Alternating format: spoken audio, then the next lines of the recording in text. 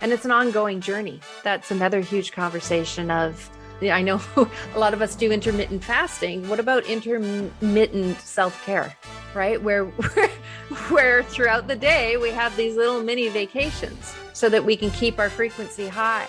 And in that, the blinders are wide open so we can see more answers. We can take in more information, more awareness. Cue music. Places, everybody places. We're starting in 3, 2. Welcome to the Autoimmune Hour, where we look at the rise of autoimmune disorders. I've brought together top experts that range from doctors, specialists, nutritionists, researchers, and even those recovering from autoimmune to bring you the latest, most up-to-date information about autoimmunity and how to live your life uninterrupted. Thank you for joining us here on the Autoimmune Hour with Sharon Saylor. Always seek sound legal, medical, and or professional advice regarding any problems, conditions, and any of the recommendations you see, hear, or read here on the Autoimmune Hour, Understanding Autoimmune, and Life Interrupted Radio. Join the Autoimmune Hour's Courage Club. Sign up now at understandingautoimmune.com. Now, back to your host, Sharon Saylor. Welcome, everyone, to the Autoimmune Hour. I'm Sharon Saylor from SharonSaylor.com, and as always, it's my honor and pleasure to be with you here on another new episode. And I'm so excited with the pandemic and everything. I have a lot of international friends, which is absolutely awesome. But after 2 years, it's kind of hard to keep seeing them all. And so slowly but surely, we're tracking each other down and checking in with everyone. And that happened recently with my dear friend, Jill Fischer. She's from Canada and just a dear, dear friend. And she's going to share some amazing insights with us. We were chatting not too long ago, and it was all about, I've actually lost track of these 2 years. And I think the part of that is stress, anxiety, grief, shock. I don't know. I've talked about it in a couple of episodes before on the show about this whole chaos thing that a lot of us are going through. And I said, Jill, you need to come on the show and share with us. And so let me introduce her. Her name is Jill Fischer. She's an international speaker, advanced hypnotherapist, and energy healer. And she coaches people who struggle with anxiety, chronic health, weight, and sleep issues. And a lot of them have tried all sorts of things, the Western Med, the White Coat Authority, alternative therapies, counseling, all sorts of things. And nothing's worked. And a lot of times she says they feel pretty hopeless. And I think some of us in the audience can raise our hands, have been there, done that. Jill is awesome at what she does because she is going to share with us, among other things, that helps us feel healthier, wealthier, calmer, lighter, and happier. So I'm so excited to be here, have her here with us. Thank you, Jill, for being on the show. Thank you, Sharon. That's hearing my intro that you just said, it's a tall order. It can actually feel a little bit unbelievable. But at the essence of what we're doing is going into the energy to heal at an energetic level. And Western medicine, I think we need it all. Yeah. It's not that I don't mean to discount any of the other practices. It's a holistic perspective of bringing it all in together. And sometimes that energetic piece is missing such that the other practices aren't able to take effect, or it's a temporary healing. So I have the pleasure of and the honor to be able to connect with people at an energetic level to heal beyond what logic might bring us to. And I've had the pleasure, as you know, of attending several of your sessions. And so, yeah, but sometimes Jill and I would bump into each other, so-called on the road. I'd be able to sit in her sessions as well.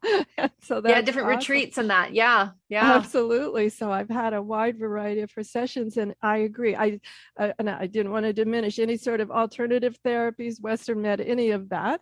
But I found that big breakthroughs came when I addressed the whole being, not just the physical. Mm-hmm. I had mentioned to you in a chat, Jill, about when I first started the show, it was all about the physical. Let's see, what can we do to fix the physical? And it wasn't until, about a year in that I had a variety of guests come on that talked about, there's more to it. There's the mental, emotional, spiritual, energetic part of healing too. And that's why I wanted you on, because more and more, and it's not just autoimmune right now, although I do think they're going to find long COVID is, if not actually an autoimmune, very closely related to an autoimmune. So many of the symptoms sound like that. So, I mean, there's a lot going on, and I think people are just trying to process everything that's gone on. In fact, even on a minor level, for me, the other day, I was talking to someone and had gotten an appointment with them. And I said, I saw you a couple of years ago. And she looked at me, she said, no, that was 2018. Wow. And I was like, how can that be? Yeah. So, 2 years before COVID. Yeah, I guess. They disappeared. But I think a lot of us are sort of walking around, even if we're in that thriver mode. I hope a lot of us are in that, all of us are in that thriver mode with a lot of residual from all of this. What kinds of things are you seeing, and what things do you suggest people do if they are going, yeah, that's me, Jill? Yeah, well, that's a big question. How long do we have? Yeah, I know. Just a simple little change. It's just a global healing we're after here. Sure, why not, Jill? Okay, let's go for it. I mean, the pandemic aftermath, like as we're trying to create a new normal, it's almost like a pollutant or a leftover consciousness of heightened anxiety, of worry, of, we want to be prudent with our health for sure. And now the severity seems to be more extreme. Like honestly, I'm seeing more deaths, more illness. People's immune system are compromised from not just stress. I mean, you can say that stress feeds all illness, but what comes to mind is there's this almost like this fog that we're living in right now. Great metaphor, because that's how I feel. And it's not the brain fog that so many people are suffering from. No, although it can exist in the brain too, but it's like this, like the ether, the air that we're breathing has an element of fear in it, of beware of illness, be careful of each other. There's a tenuousness to how we're living right now, as opposed to, wide open hugs and sitting right beside each other. And I did venture out. I had that appointment the other day. I did venture out to a fairly busy part of town. Hadn't been there in 2+ years, obviously. I had the weirdest social anxiety just walking down the street and having somebody pass me that didn't have a mask on. Right. I'm like, okay, Sharon, get a grip here. Yeah. And it's pervasive, right? It's still, it's, there's various degrees of it, but living under that energy, there can be a compromise to how safe you feel just existing out and about with other people. And in that too, it's almost like a contraction in your body of, I need to protect myself. I need to be on high alert. I need to be super aware, which can put us into a fight or flight state, which is not thriving. It's surviving, right? Oh, yes, we know. We've had experts on, such as yourself, everything as your bio even alludes to is sleep issues and stress and anxiety. All of that, it comes right from that amygdala. Totally. Yeah. Yeah. And so then you're on high alert, your cortisol levels are peaking, your adrenaline is surging, and it's been surreal what we've lived through in the last couple of years, to the point where, like what you're saying about, I saw you 2 years ago, and in fact, it was 4.5 years ago. Exactly. Because it's a blur what we went through. It is a blur. And even though my schedule is getting back, but I've made some choices. I'm not doing the old normal. My schedule's different than it was 2+ years ago, but I find it interesting, this idea of, do you want to go back to the way it was, or what are you trying to craft as a new normal? And I find that people are kind of split on that. Certain groups are like, no, we want it to go back to the way it was. And others of it, I'm going to put myself on that side. I was like, maybe I want to craft something different with my life. But even that can create stress and anxiety, especially if that splits within your family. So. Well, I think if you're to look at how you're viewing life, that to go back to how it was, that feels near impossible to my brain, of that there's no going back. We're forever changed from what we've gone through. And the resiliency, the ability to be fluid with what changes still might be in front of us.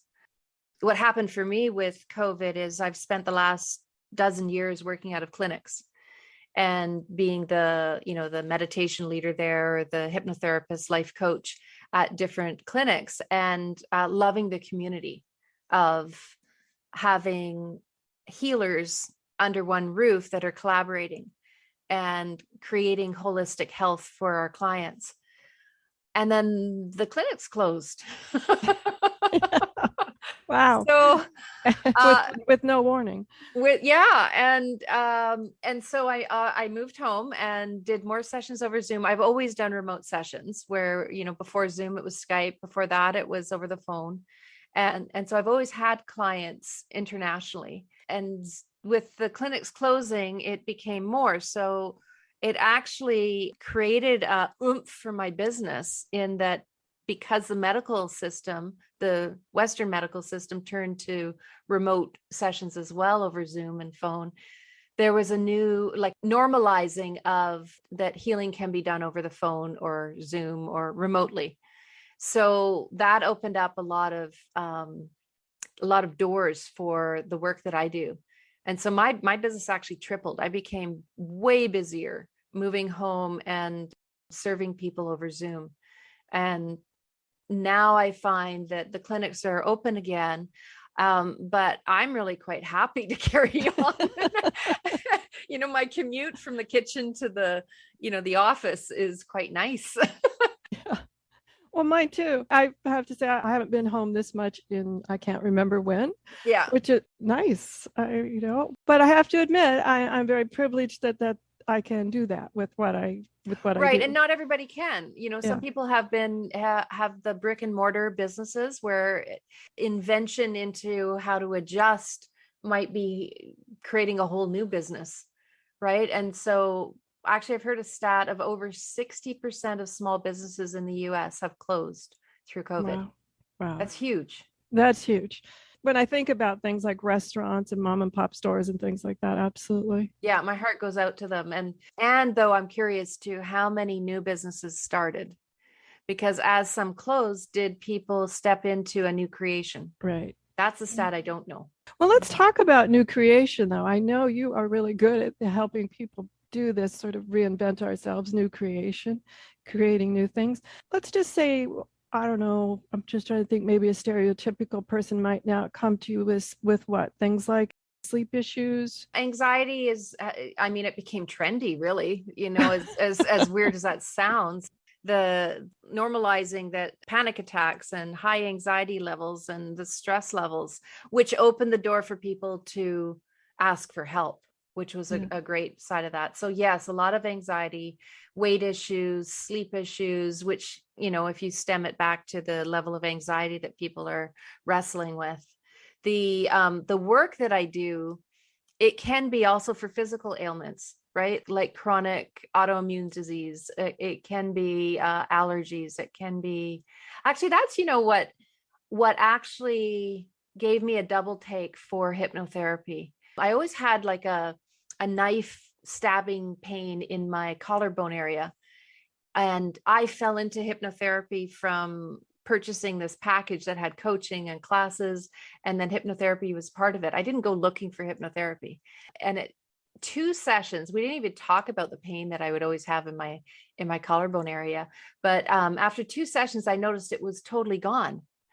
And we were actually talking, I was going through a divorce, and we were talking about, getting out the anger that was all bottled up in me about my soon-to-be ex-husband at the time. And that was like a nice bonus. I'm like, hey, I don't have that stabbing pain in my body anymore. We share that, Jill. I tell this story of a similar type of situation. Mine was in my back, though. And it was actually, she's technically was my massage therapist, but, very, very gifted person. And I was sort of chatting about things. And she goes, well, if we'd take that knife out of your back, you'd feel much better. And just sort of the metaphor of that whole thing, and then some work, some energy work and things like that around it, my whole shoulder eased up. And it was so fascinating to me how these little stories or these little metaphors we create are actually real things. Like this idea, there was no knife in my back, guys. Not really. Well, your subconscious mind yes, takes things verbatim, right? Like it doesn't interpret the metaphor. So knife in the back, so your cells contract. Oh, I've got to protect you because I've got a knife in my back. That's where the power of words is amazing. And your subconscious just receives the information without filter. So the beauty of hypnotherapy and energy work is that you're kind of going through the gatekeeper of the left hemisphere, the left part of your brain, being the more rational, reasonable, logical side, into the right hemisphere and into your subconscious, into your unconscious, where energy, that's most of what drives our behavior. So the knife in your back, your left brain says metaphor, your right brain says knife in my back. At least it sure feels like one. Yeah. And your body responds, right? Like, and so until that metaphor, that story is healed, the cellular, like a muscle memory, is trying to heal you from a knife in your back. Oh, I know. Once I started diving into this, and we do a lot of shows on it because I have found it so helpful. Everything from hypnotherapy, energy work to sound healing, things like that. And I'm always fascinated that once some of these core parts are addressed, let's say we've addressed some of the physical ailments, but usually behind those, there's some sort of driver. It could be as simple as your nutrition. Oh yeah, that's definitely part of it. It could be as simple as that. But one thing I found interesting is when just a little side rabbit hole here is that idea of diet and things like anxiety and stress can absolutely be exacerbated by how you're eating. And I know that a lot of people ate, shall I say, during the pandemic and then couldn't figure out why they kept feeling poorly or feeling anxious. And when they cleaned up their diet, all of a sudden I don't feel quite as anxious. So it's amazing to me, this intertwined, that it's very, I don't think, I'll use the word impossible. Maybe I don't know for sure, but it seems like it's very difficult to separate any of those different ideas from the mental, spiritual, emotional, physical, energetic body is all woven together. And I love that people now are beginning to talk about it as a whole, and that we're working on parts of that whole instead of, just fix the physical. It's one of the gifts of the pandemic, for sure, is that we realize how important our mental health is, and emotional health and spiritual health. That it's not just we're not just physical. We're actually a very small part of physical. We're mostly space. We're mostly energy. So with, maybe 1% physical and 99% this space. So the weaving, like you said, of creating it's funny. I went through fine art and my specialty was fiber. I had 5 looms in my house. I used to be a weaver. So I love that analogy when you said weaving, but this tapestry of all the essences of us creating who we are, and physical is one part. It's maybe the most visible part. So we pay a lot of attention to it, but yeah, like looking at the nutrition, even looking at the love that you put into the food, right? The context with which you hold nutrition and supplements and how you're caring for your body. It's this conglomerate, right, of all these parts to make up you. And we are really, I think, globally more than ever, realizing how important our mindset is, that when we are in high fear, we are actually, at a cellular level, we're contracting. And you can see it with people's posture, right? Where they'll protect their heart, curl their shoulders in and kind of hunch back or turn their back to you as you walk by. Yeah. Turn your back. Yeah. Because they're fearful of getting COVID, right? It's a valid concern. So totally. Absolutely. Absolutely. And the fallout of being in that so much, the health issues that we're dealing with, it seems to exasperate. I like to think of it like, if you think of a cell, like a round ball, And if you think of it like a grape that's healthy, it has a smooth skin around it, it's full of fluid, it's going to be really, really juicy, yummy, beautiful grape, right? And so if you think of that as a healthy cell, everything's working as it should, right? The intelligence of that cell, it's all there working perfectly. Whereas an unhealthy cell, if you think of it like a dehydrated grape into a raisin, and so it's maybe more dense, dark, wrinkly on the outside, not so fluid. Things on the inside are hard to move because there's not a lot of room. There's not a lot of hydration. And things like bacteria, viruses, parasites, all these pathogens can hook on because it's all dehydrated and it's compromised. So when we're turning our back on people and when we're contracting ourselves because we're in fear or stress, protecting our heart because we're maybe in unhealthy relationships, that whole contraction, if you think of what's happening at a cellular level from grapes down to raisins.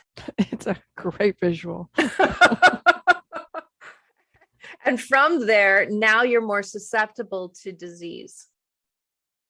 And so hydration, like, good old water, right? And the nutrients and plumping up those cells, healing those cells back up to what would look like a grape, so that the innate intelligence of your cells, they're in an environment where they can just express themselves naturally and heal.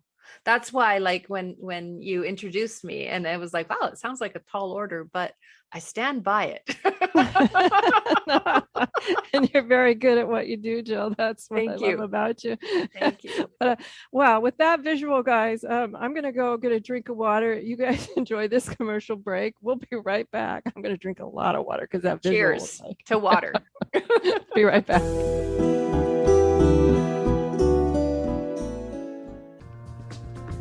Life Interrupted Radio will return after these messages from our sponsors.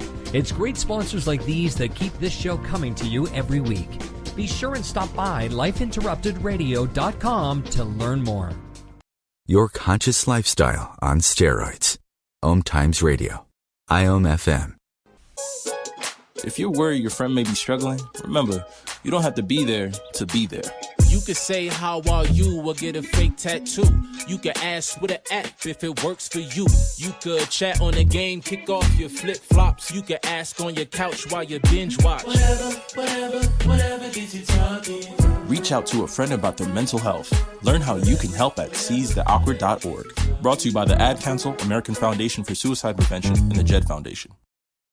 Om Times Magazine is one of the leading online content providers of positivity, wellness, and personal empowerment. A philanthropic organization, their net proceeds are funneled to support worldwide charity initiatives via Humanity Healing International. Through their commitment to creating community and providing conscious content, they aspire to uplift humanity on a global scale. Om Times, co-creating a more conscious lifestyle.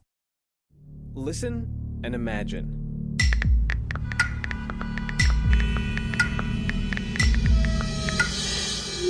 It takes 5 seconds to send a text, and for those 5 seconds, you're driving blind.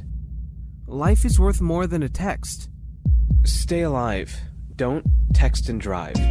Visit StopTextStopWrecks.org, a message brought to you by the National Highway Traffic Safety Administration, Project Yellow Light, Noise, and the Ad Council. Hi, this is Sharon, and of course you know me from here on the Autoimmune Hour. Maybe you don't know I'm also an author. My latest book is for kids. It's Pinky Chenille and the Rainbow Hunters, a winner of a 5-star Reader's Favorite review. It's perfect for your early reader and a great bedtime story for your young adventurers. Check it out over at pinkychenille.com. That's PinkyChenille.com. See you there.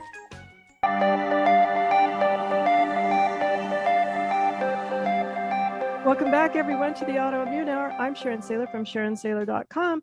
And today we're with Jill Fischer. She's an international speaker, advanced hypnotherapist, and energy healer. And we've just been chatting about, oh my goodness, what we've just been through and how that kinds of trauma, angst, anxiety, stress, all of those sorts of kinds of words can play havoc with our health. And she's been sharing some great visuals. I love the idea of the nice, beautiful, juicy grape. I was thinking about wine as we were going there, but it turned into a raisin. So we want to go back to grapes. Yeah. And I'm a fan of wine too. We want to go back to being a grape. I love that visual. And so one of the things I wanted to talk to you about in this segment, though, is I've been hearing a lot of people have sleep issues, and having a lot of exposure to hypnosis myself and energy work, things like that. What are some things that you can share when people say, well, yeah, it's sleep, huh? So got any tips for good sleep? Yeah, I have a whole bunch. Okay, so sleep. One that is pivotable, that's a big word, is the context, like how you look at sleep. Some people look at sleep like a waste of time because I got so much to do, right? And some people look at sleep like I never want to get out of bed because I want to hide out from, and it can lead into depression where I just want to hide under my sheets. So looking at the context with which you hold sleep, and to play with the idea around sacred space, that it's time for you to rejuvenate. If you have a belief system of God, source, universe, a time for you to connect. And this sacred space of rebooting, rejuvenating yourself. And consider, this is something interesting to think about, consider that the amount of sleep is correlate to how much you resist living life. So meaning... Yeah, because that got me there. I'm like, okay, I never was good at math story problems. So let's feed it to me a bit more here. Okay. So if you notice that you complain a lot about life, if things are not the way you want them to be, and you really struggle with that, right? Like that, especially with COVID, there was a lot of things going on. We did not want to be that way, right? Oh, yeah. Yeah.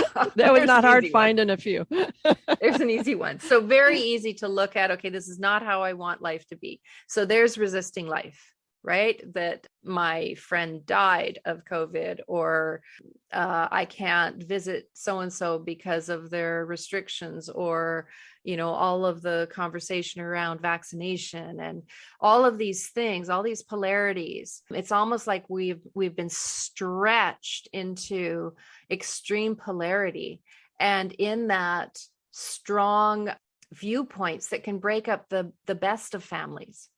And so if you think of when we have such strong opinions that we can't hear another, we're resisting life. When we hear ourselves or hear another complaining about a situation, we're resisting life. When we're resisting life, it takes an enormous amount of energy. And what can happen is either polarity of, we never want to leave bed. We want to just hide out in bed and sleep and sleep and sleep because we don't want to face life because life is too difficult. Or we're so wound up with anxiety and cortisol levels and maybe stimulants in our body that it's hard to wind down, because it's like we're in a car and we're revving the gas and we're not taking our foot off, yet we're lying in bed, but we're still revving the gas. So sleep is a metric of like the amount of sleep, looking at, because there's a theory, you should get 7 to 9 hours sleep, or whatever the current number is right now. But consider that as you resist life less, as you're with life as life is, even if it's not the way you want it to be, but you're accepting that this is so, this is the way life is right now. And even, putting on the icing of, it's actually being orchestrated for me somehow, some way. So even if I can't understand why or how, this is actually a good thing. Like if I look at, I mentioned I started hypnotherapy from going through a difficult divorce. So I would have never wished that experience of what happened with my marriage, I wouldn't wish that on anyone. Yet now I look back and go, it was actually a blessing for me. It was the kick in the pants for me to redirect my energy into healing. And now I have this amazing career that I love, and, health and wealth and happy family. And, I was not going down that road before, and I didn't redirect myself. The circumstances were such that I did redirect myself in going for coaching and counseling and all that learning and healing. But the sledgehammer or the 2x4 that hit me was, all the difficulty of a really unhealthy marriage. Well, Jill, you and I have shared this before, and a similar story. But what I found interesting was, yes, sledgehammer kind of moment. But then a lot of doors opened up to me for trainings and ways of being that I was unfamiliar with, that I probably would not have even noticed had I been on that other path. For sure. And I find that so fascinating that, I know it's that old proverb of, one door closes, another door opens, or crawl out the window, or whatever that proverb is. But yeah, anyway, I find that sometimes when we have those moments of crises, those moments of intense radical change, I have no idea how it works. Maybe you do. This idea of all of a sudden, I'm sure those opportunities were always there before, but I was unable to see them until that moment. I like to describe this. So I'm full of metaphors. So here we go again. Oh, so am I. I'll prepare myself for a raisin. No, we're going to the stables now. Oh, okay. Get my so if you think of horse blinders around your eyes, right, that prevent you from your peripheral vision. So when we're in high fear, our horse blinders close in and we see less, because we're surviving the moment. We're surviving whatever's occurring. And so our brain is designed to keep us alive. And this extra information we don't need. You can see it with people that are in a car accident or some kind of crisis or trauma, where they get laser focused, and then the 90-year-old lady can lift a car off of a 5-year-old trapped boy, right? Like these amazing things happen partly because of laser focus, and the rest of the world disappears. So if you think of it like these horse blinders tightening in so that you can get through the crisis, through the trauma. But what happens is that we get stuck there. And it's the same with adrenal fatigue, right? Like our cortisol levels get stuck on overdrive for the running from the tiger, or, dealing with the crisis at hand. And for some reason, our body doesn't click back into, okay, now I can rest. Now I can relax. Now I can go back to normal living. And we stay in this overdrive. So we stay with these horse blinders caught so that we can only see a little bit of a viewpoint in front of us. And this is where you get into my way or the highway arguments as well, because you can't see another perspective because you've got these horse blinders on. As you do your healing work, as you open up, as you maybe not concede, but surrender to maybe there's something better, maybe there's another way, right? So you start to open up, your horse blinders open up. And then, oh, hey, I could do some hypnotherapy, or I could do some coaching, or I could do some meditation, right? And so they were always there. It's like when the student is ready, the teacher appears. The teacher's always been there, twiddling his thumbs, waiting for the student to open up his blinders. Right. And then as we do more and more of this healing work, our peripheral vision, our horse blinders open up to the point where, your consciousness is so expansive that you can practically have eyeballs on the back of your head. Although that'd be freaky. So let's not do that. But you can feel, energy around you. Although my kids used to swear I had eyeballs on the back of my head. But I think being a parent, maybe they're metaphorical, but they do work. Yeah. The spidey senses are back there. But yeah, that's my explanation for how when we're ready, we're able to actually find what can help us, because we're willing and we're open and we're looking for remedies. I have a question that's a little tangential to this. It might be a little off base, but I'm just curious when I'm thinking about, the past experiences that I've been through and things and how the horse blinders have opened up. There was moments, though, of where I was unsure about trusting myself at the moment. Like, well, thinking back to the crisis, the previous crisis or the crisis du jour or whatever. Oh gosh, I didn't make a very good choice then. How will I know that this is a good choice now? Do you have any thoughts on how people can learn to trust again?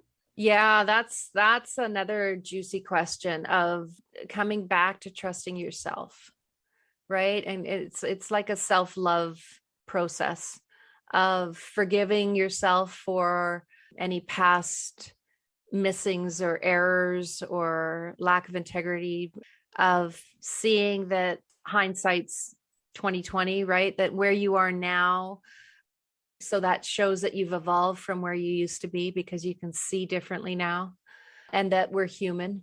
So the compassion of, often, like if you have children or pets that you unconditionally love, that ability to turn that back to yourself, right? Of, I may not agree with something that my son or daughter does, but I'll always love them, right? So learning how to apply that back to yourself, that would actually help with sleep as well. And allowing yourself to, if we go back to the sleep question you said, of having that sanctitude time for yourself, that's part of self-care, self-love. And trusting yourself that I need sleep right now, or trusting yourself that I've had enough sleep and it's time to get up, even if it's 4 a.m. or if it's 11 a.m. But if you're able to have a schedule like that, not everybody can. But the trusting yourself, part of it, like a starting point would be forgiving yourself and reminding yourself that we're mere mortals, right? We're not walking around perfect. Well, okay, I can speak for myself. I was glad I was sitting down for that one, Jill. Okay. and that this is a process of learning, right? Like the whole existing in this body for the 80, 100 years, whatever we get, is a process of adventure and learning. And so forgiving any mistakes that you might have made in the past, making amends if it's appropriate with people, of speaking into that. And I have a 4-step process for cleaning up relationships and mending and making amends. That's quite straightforward, and these life moment conversations that I teach my clients. And so that you can create a inner resolve within yourself of feeling better about yourself, because your subconscious mind is watching everything you do. Even if you get away with it out there in the public and nobody knows, and that diminishes how much you trust yourself. It diminishes how you view who you are. And that's, I think, what you're pointing to, of like building that integrity within, with compassion, that we're human and we mess up. And that's really part of the process of being human is, how can I do better now? How can I clean up any mess that I've made with gentleness, like how much I unconditionally love my children, repair relationships, and move forward in life from the intention of creating deeper, more loving relationships with the people in my life as well as myself. And it's an ongoing journey, right? That's another huge conversation of intermittent. I know a lot of us do intermittent fasting. What about intermittent self-care, right? Where throughout the day we have these little mini vacations so that we can keep our frequency high. And in that, the horse blinders are wide open so we can see more answers. We can take in more information, more awareness, so that we can trust ourselves and our intuition for choosing the best that we can see in the moment.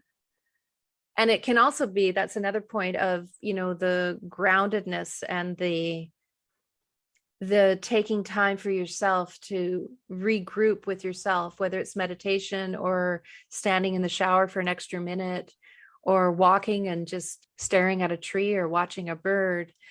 So we can pause and slow down our frequency enough that we can receive guidance.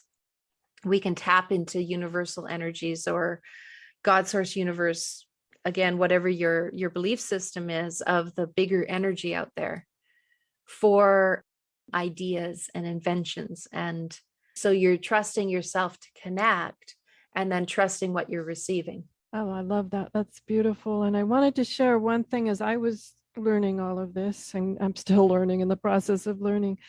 The one thing I noticed that I like to give myself little internal high fives for was, at first, it would be a really long time between event and noticing, or event and, oh, I can make another choice, whatever. Right. That would be a really long time. And then I just noticed the more I did it, the better I got at it, until the point where it's pretty instantaneous now for a lot of things, not everything, but pretty instantaneous for a lot of things. And I just wanted to share that idea, because I remember at first when I was exposed to these concepts. They were new to me. They were completely new. And I just wouldn't have even a moment of recognition about it for some time. All of a sudden, the light bulb would go off like way down the timeline. And I'm like, well, what's that about? But I just want people to trust that each time you're exposed to it, each time you trust it, each time you use intuition, energy, all of these different rituals. Jill's been talking about all these things she's been talking about. You just get better and better at doing it, and better at trusting it. Totally. You create like a muscle memory, right? A muscle memory for the new habit, and the new trusting yourself in your internal guidance, and also from even not knowing, being able to trust yourself that the not knowing of what the future might hold, the not knowing of exactly how it's going to turn out, from the premise of everything's happening for you. The universe is your back. It's not just got your back, but it is your back. It is inside you, guiding you, that we don't have to have all this worked out, and we never will, right? Like God laughs when we have a plan. So even if we think we have it figured out, it's like, it's a trajectory to go on, which is cool, which is great. It has us moving forward, and we'll be redirected along the way, whether we like it or not. We're going to get nudged back and forth. Older versions of me definitely was one that wouldn't leap because there was no net. I had to be absolutely certain there was a net. And the one thing that I value now is that learning to leap without that proverbial net. Mine was a very strong net. It had very rigid rules about what had to be in process for me to move forward. And the interesting thing was, the more I've used that idea, for me, I call it leaping without a net. Please don't go jump off your roof, guys. This isn't about that. No, please take this metaphorically, okay? This is a metaphor. But the interesting thing that I found was there were friends such as yourself and others who were there when I leaped without the net. And I found that friends and acquaintances and life in general were there to help me. And they showed me that the leap wasn't as far or as deep as I had envisioned it to be. And that was so fascinating to me as I was creating these worst case scenarios in my head. And then through the process, I was like, whoa, wow, that wasn't so bad. Yeah. And we tend to do that, right? When our monkey brain is just let loose, it's a chicken or the egg thing too, of, does the fear happen first or does the energy happen first? And the thoughts to justify the fear and the energy of worst case scenario, like you said. So are you feeling the fear in your body, absorbing it from the world? Because the world's holding a lot of fear right now, and justifiably so. And then we make up these worst case scenarios to justify the feeling in our body. Or are we making up these worst case scenarios in our head, in our brain, and then it creates the energy in our body? I think it's a little bit of both. We go back and forth, and it becomes a muscle memory in itself. So we tend to go into it because it's right there. And so stepping forward without that proverbial net of going in a new way, that can take courage if we're moving from fear into the unknown, the worst case scenario into, I'm just going to go anyways, as opposed to creating best case scenario, even if it's la vision idea of best case scenario of, I have a part of a process in my hypnotherapy where I'll say, if you had a magic wand and you could rewrite this memory, how would you like it to be? That creates a win-win for everyone, that empowers everyone, and add some magic to it. And the point of doing that is to shift the chemistry in your body, to shift the energy in your body, so you feel that joy, you feel that love, you feel that security, that caring, that abundance, that expansion, the flourishing that you were talking, the thriving you were talking about. So you have that chemical, so your body is going to follow what your brain thinks about. And so if your brain is thinking about this magical, beautiful, wonderful, imaginary scene, your body chemistry is shifting, which creates a frequency. And the more you do that, the more the frequency becomes familiar, like a muscle memory. So that it's almost like laying out a blueprint for you to build a house from. Now, you still have to build the house. Yes. The blueprint's not going to foundation. magically 3D itself into a house, right? Like you still have to put one foot in front of the other and pick up the phone and have the conversations and do the action and do the things. But at least you have something to work with, right? The muscle memory, the blueprint of, oh yeah, I like this feeling in my body. And it starts to let go of the old muscle memory of the fear and the contraction, the raisins, if you will, the worst case scenario, and what those thoughts do to your body. You know, I wanted to share a quote that's one of my favorite that I read early in my diagnosis and going through that time there. Someone shared with me, a medical professional shared with me a Nelson Mandela quote, and I hope I get it right. I'm just, sometimes I paraphrase these things, but it was something to the effect that courage is not the absence of fear. It's that when you triumph over it.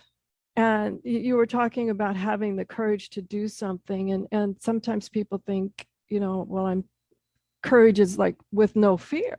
And I love that idea that it's not courage is not the absence of fear. It's when you walk through it and triumph over it.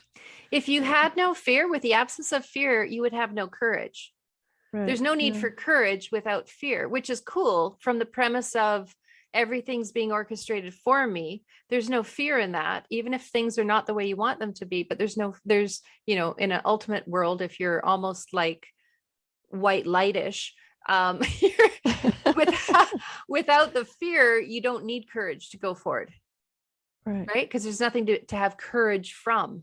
You're just moving forward. So really living into the remembering and reminding yourself that everything's being orchestrated for me is just beyond my comprehension, because I have this little, you know, human brain, and there's all of the universe being orchestrated, and which I'm part of and an essential part of.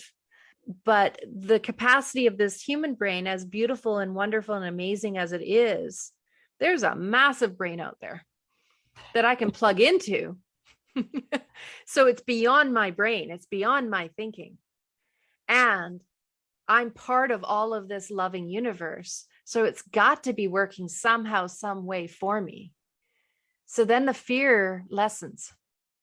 So you don't actually need as much courage there.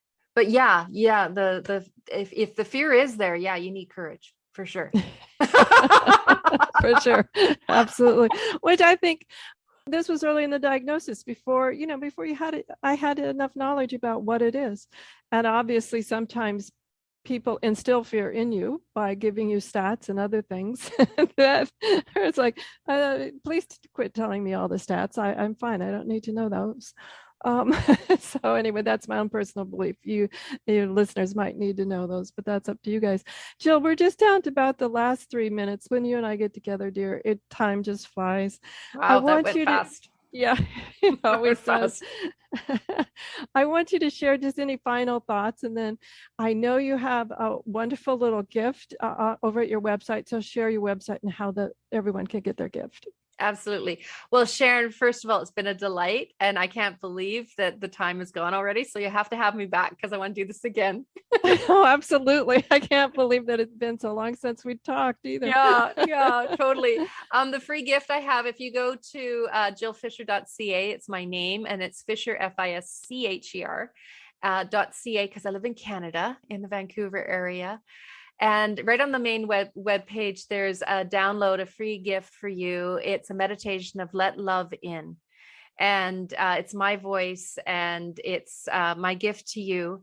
And from what we talked about today, when you think of all of what we've been through in the last couple years and how important it is to love each other, how important it is to love yourself, and to have that compassion and openness and grace for each other. And even if we're still apart in some physical sense, of sending love to each other and feeling into energetically, you're part of the solution. You're part of creating health for another. And that's, it's a win-win. It's coming from you, and it's being received to another, even if they don't know it.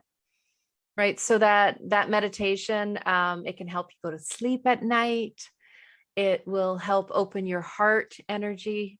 It'll help you connect back to being compassionate for your mere mortalness of being human. Darn.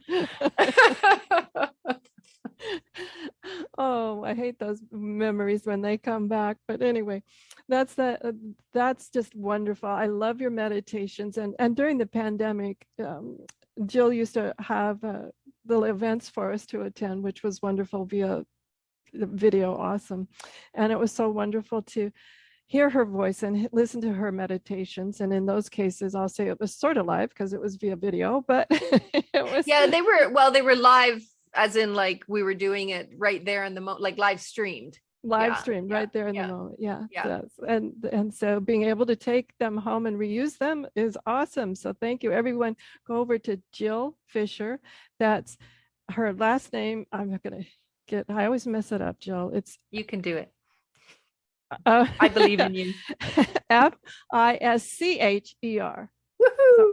Okay, I for some reason in my mind, guys, I always want to switch the S and the C around, but it's Jill Fischer, Fischer.ca, and get your free meditation over there because she's so skilled at this. It's just awesome. So thank you so much, Jill, for being my guest. Everyone, have a great week, whatever your adventures. Try some of the things that we've been playing with today, and let me know in the comment section over at understandingautoimmune.com. as well as sharing this show with your friends and loved ones. Everyone, thank you for joining us. Thank you. Enjoy. The information provided on the Autoimmune Hour, Understanding Autoimmune, and Life Interrupted Radio, including the websites understandingautoimmune.com and lifeinterruptedradio.com, plus social media, is for educational purposes only. What you read, hear, and see on the Autoimmune Hour, Understanding Autoimmune, and Life Interrupted Radio, and its websites, and other media outlets is based on experience only. The information should never be used for any legal, diagnostic, or treatment purposes.